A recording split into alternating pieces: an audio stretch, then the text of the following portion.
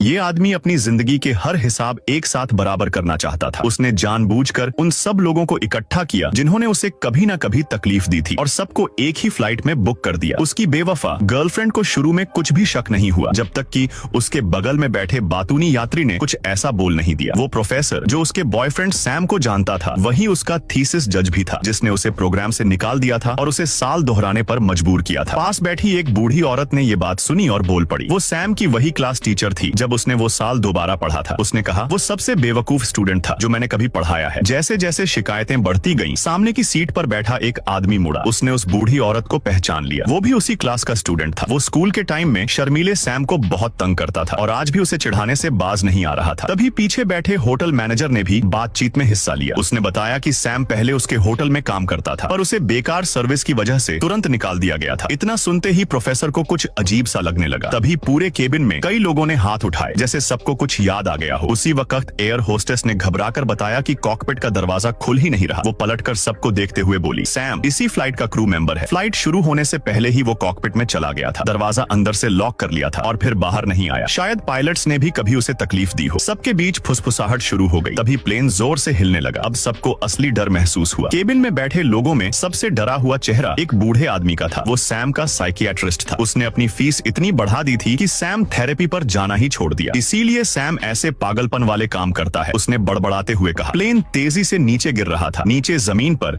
एक बुजुर्ग कपल धूप सेंक रहे थे। बेखबर वो सैम के माँ बाप थे जिन्होंने उसे बचपन से ही सताया था। और फिर वीडियो लाइक करने पर पार्ट 2 मिल जाएगा।